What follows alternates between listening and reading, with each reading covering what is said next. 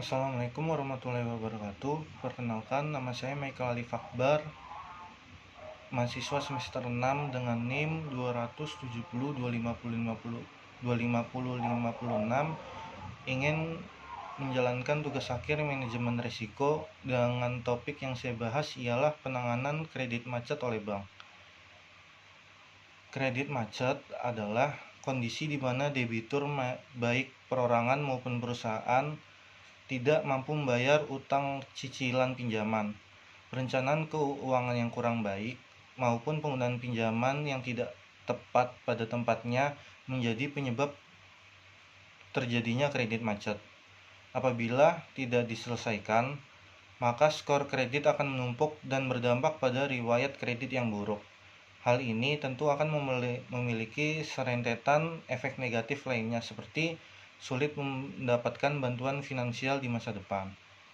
Menurut Peraturan Bank Indonesia tentang kartu kredit macet, yaitu tertera pada PBI nomor 14/2/PBI/2022 mengenai alat pembayaran menggunakan kartu atau APMK.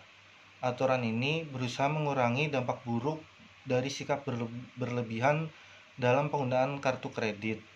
Yang bisa kita ringkas isinya yaitu pemegang kartu harus berumur minimal 21 tahun dan kartu tambahan hanya boleh dipegang setidaknya pada orang usia 17 tahun. Lalu memiliki penghasilan minim 3 juta untuk memegang kartu dan pengajuan kredit maksimal 3 kali lipat dari penghasilan pemegang kartu per bulan. Selanjutnya, batas maksimal pembiayaan yang dapat diterima diberlakukan pada debitur dengan penghasilan kurang dari 10 juta per bulan. Dan apabila lebih dari angka di atas maksimal tidak dikenakan. Bank melakukan analisis kredit sepenuhnya dan maksimum bunga yang dikenakan adalah 3% setiap bulannya.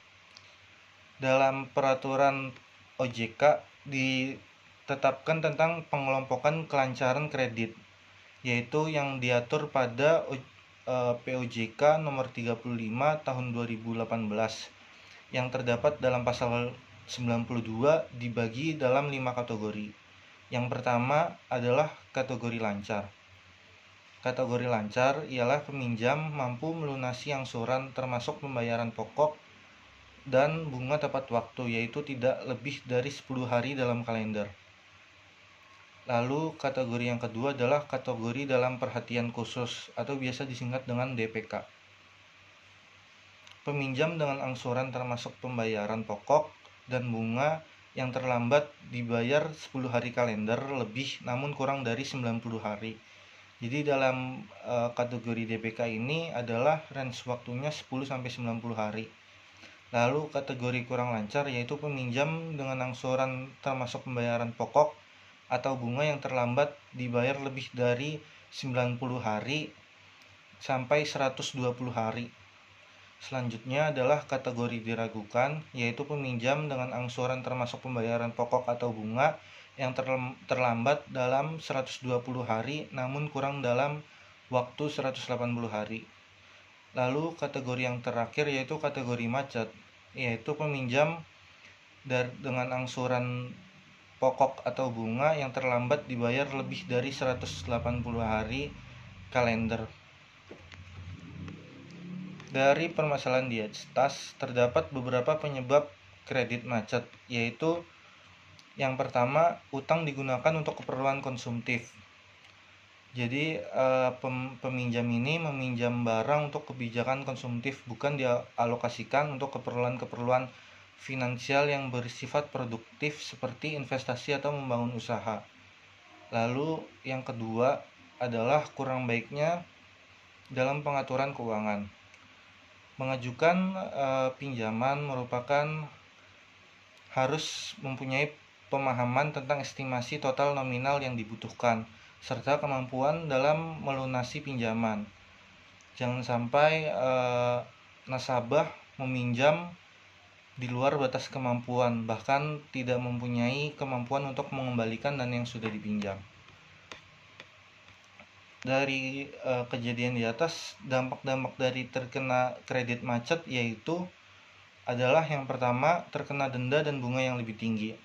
Dampak dari kredit macet pada lembaga keuangan pasti akan mengenakan denda kepada debitur apabila telah melewati tenggat waktu tertentu pembayaran cicilan atau melunasi utang yang tidak dilaksanakan.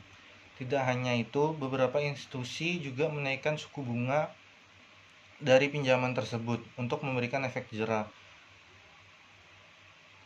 yang akan berefek pada beban pembayaran utang yang lebih banyak sehingga semakin menyulitkan pinjaman ataupun tagihan kepada debitur. Lalu yang kedua adalah sulit mengajukan KPR. Karena nasabah yang mengalami kredit macet, maka dia akan sulit mengajukan KPR di bank karena riwayat kredit yang kurang baik dari calon penerima bantuan memberikan kesan kemungkinan besar untuk gagal bayar. Sebab nominal KPR itu tinggi dan biasanya mempunyai panjangnya jangka waktu untuk melunasi ataupun mengangsur setiap bulannya. Yang ketiga, sulit mendapatkan pinjaman dari instansi lain. Karena jika seorang nasabah mengalami kredit macet, maka akan berdampak pada riwayat transaksinya ataupun bisa dicek di BI Checking.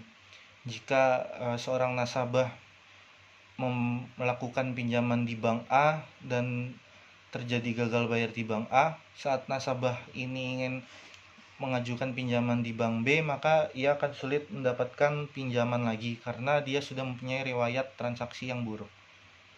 Lalu cara mengatasi kredit macet pada bank yaitu terdapat beberapa cara.